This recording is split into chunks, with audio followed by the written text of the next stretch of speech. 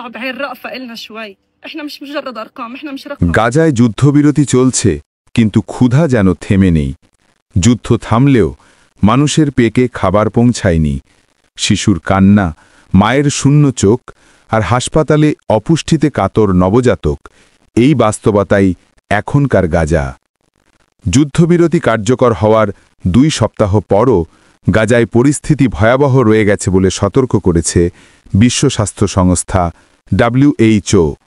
সংস্থার প্রধান Tedros অধানআম Ghebreyesus জানিয়েছেন, গাজার মানুষ এখনও বিপর্যয়কর ক্ষুধার মুখে। তিনি বলেন, যা সামান্য খাদ্য ও সহায়তা গাজায় প্রবেশ করছে তা মানুষের মৌলিক চাহিদা পূরণের জন্য একেবারেই যথেষ্ট নয়।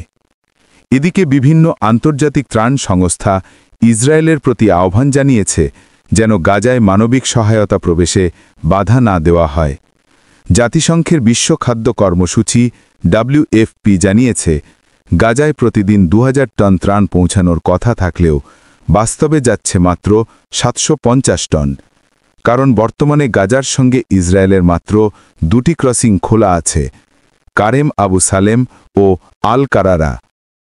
জাতিসংঘের সাম্প্রতিক প্রতিবেদনে আরও বলা হয়েছে, গাজার অন্তত 1/4 মানুষ এখন তীব্র অনাহারে ভুগছেন। তাদের মধ্যে আছেন 11,500 অন্তঃসত্ত্বা নারী। UNFP এর উপনির্বাহী পরিচালক অ্যান্ড্রু সাবাটন জানিয়েছেন, গাজায় নবজাতকদের 70%ই এখন কম ওজন নিয়ে বা অপরিণত অবস্থায় জন্ম নিচ্ছে, যেখানে 2023-এর অক্টোবরের আগে এ হার ছিল মাত্র 20%। সাবাটন বলেন, অপুষ্টি শুধু মায়ের ক্ষতি করে না, এটি শিশুর সারা জীবনের বিকাশকেও বাধাগ্রস্ত করে। ফিলিস্তিনি NGO পার্কের কর্মকর্তা বাহা জাকুত জানিয়েছেন, যুদ্ধবিরতির 2 সপ্তাহ পরও গাজায় বাণিজ্যিকভাবে কিছু পণ্য যেমন চকলেট, বিস্কুট ও সোডা প্রবেশ করছে, কিন্তু খাদ্য ও কৃষিজাত পণ্যের সরবরাহ এখনও অত্যন্ত সীমিত।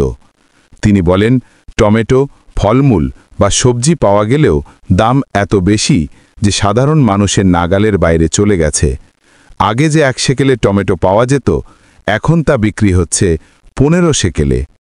এই অবস্থায় অক্সফ্যাম, নরওয়েজিয়ান রেফিউজি কাউন্সিল সহ 41টি আন্তর্জাতিক সংস্থা ইসরায়েলের বিরুদ্ধে অভিযোগ তুলেছে। তারা বলছে, ইসরায়েল অবৈধভাবে গাজায় ত্রাণ প্রবেশে বাধা দিচ্ছে এবং মানবিক কার্যক্রম শুরু করার বেশিরভাগ আবেদনই প্রত্যাখ্যান করছে। এই সংস্থাগুলোর দেওয়া খোলা চিঠিতে জানানো হয়েছে, 10 থেকে 21 অক্টোবরের মধ্যে 99টি আন্তর্জাতিক NGOর আবেদন এবং জাতিসংঘের 6টি আবেদনও ইসরায়েল বাতিল করেছে। এসব আবেদনের মধ্যে ছিল তাঁবু, খাদ্য, স্বাস্থ্যসেবা উপকরণ, শিশুদের পোশাক ও স্যানিটেশন সামগ্রীর মতো জরুরি সহায়তা। চিঠিতে বলা হয়, যুদ্ধবিরতির সময় এসব সামগ্রী বন্ধ রাখা মানে মানবিকতার ওপর নিষেধাজ্ঞা জারি করা। গাজার মানুষের এখন সবচেয়ে বড় যুদ্ধ ক্ষুধার শূন্যে টিকে থাকা। যুদ্ধের আগুন থেমেছে, কিন্তু পেটের আগুন এখনও জ্বলছে আগের মতোই। সত্যের অবলম্বনে SRI TV সবসময় পাশে থাকবে। সবাইকে ধন্যবাদ দিয়ে শেষ করছি।